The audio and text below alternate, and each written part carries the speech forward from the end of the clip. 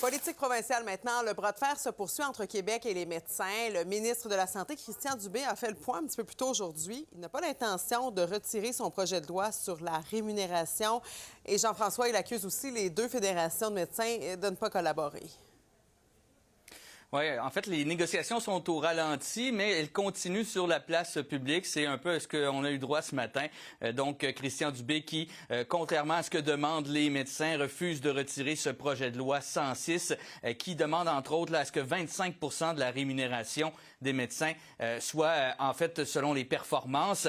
Évidemment, du côté des médecins, on n'est pas d'accord. La FMOQ parlait que ça allait mener à de la médecine fast-food, ce que dénonce le ministre Dubé. Du côté du ministre, on accuse aussi les deux fédérations de ne pas faire de contre-propositions. La Fédération des spécialistes a dénoncé ses propos, veut augmenter les moyens de pression. Et du côté de Christian Dubé, lui, il dit que c'est le contraire. En fait, ces changements vont amener de meilleurs soins pour les patients.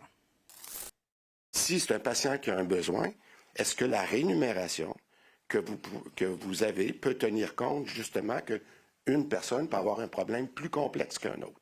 Et si le dollar qui est payé pour l'acte, donc pour le rendez-vous, est-ce qu'il pourrait être complété par une rémunération horaire supplémentaire pour tenir compte de cas plus complexes? Moi, ce que je veux, c'est pas de plus de volume.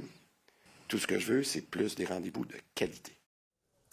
À la commission Galland, maintenant, le cabinet du ministre François Bonnardel a été mis au courant d'enjeux de possibles dépassements de coûts, ça, dès 2020.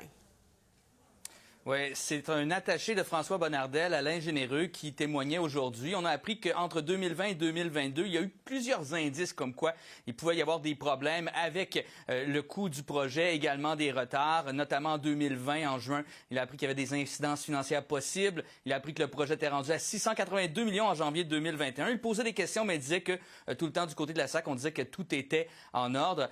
Il a eu plus de questions, cependant, à la fin du mois de juin 2022, lorsqu'il a vu un apron, en fait, c'est une mise à jour où on voyait que là, pour la première fois, c'était au jaune.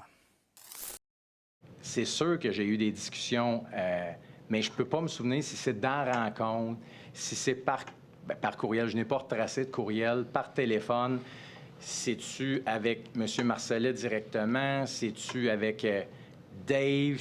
Mais c'est sûr que moi, dans ma tête, quand je lis ça, c'est sans impact sur le budget de 182. Mais pourquoi le carré jaune? Parce que nous autres, on a des tableaux de bord ouverts depuis toujours. C'est quoi la stratégie contractuelle qu'on est en train de valider, là? C'est quoi le chose? Quelle va être la réponse? J'ai pas eu de réponse. On n'a pas eu de réponse. Et on se souvient que Denis Marcellet avait dit qu'il avait mentionné à M. Généreux qu'il n'avait pas les bons chiffres, qu'on ne donnait pas les bons chiffres au ministère. Il dit ne pas se souvenir de cette rencontre. Merci Jean-François.